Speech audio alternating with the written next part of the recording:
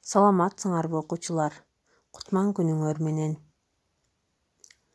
Биз өткөн сабагыбызда Кыргыз мамлекетинин символикалары, ошондой эле Борбор шаары, Бишкек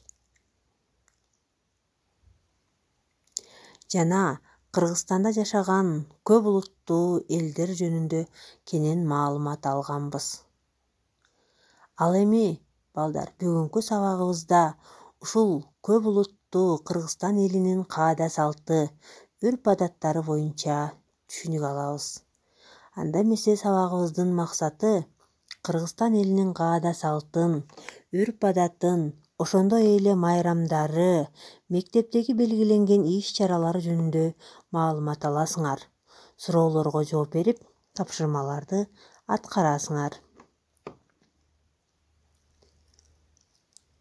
Кыргызстан менин жерим, көп улуттуу менин элим, ынтымактуу бир үй бүлө, сезем дайын достук демин демекчи.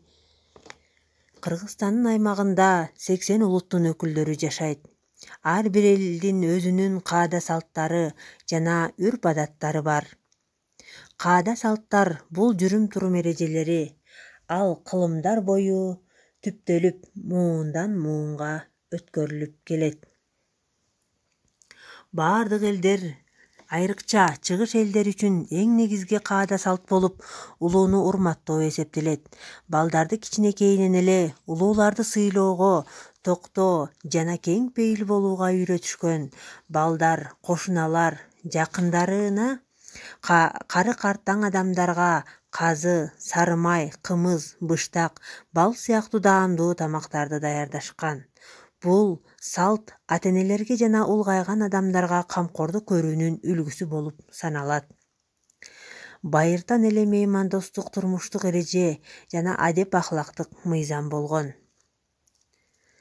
Эр азыгы элден демекчи, жолоочуну жолундагы айылдагылар конок катары тосуп алышкан, меймандап кеч болсо дагы узатышкан. Ал эми майрамдар боюнча маалымат алсак, эгемендүү Кыргызстандын мамлекеттик майрамдары бар. Аларды өлкөбүздө жашаган бардык элдер майрамдашат. Бул күндөр дем алуу күн болуп эсептелет. Календарда алар кызыл түс менен белгиленген. Азыркы учурда Кыргызстанда 10 расмий майрамдалып келет. Жаңы жыл, мекенди коргоо күнү, эл аралык аялдар күнү, Нооруз майрамы, 1 май эмгек майрамы, 5 май Кыргызстандын Конституция күнү, Жеңиш күнү. Жеңиш майрамы Кыргызстанда ошондой эле улуу ата мекендик согушка катышкан өлкөлөрдө майрамдалат.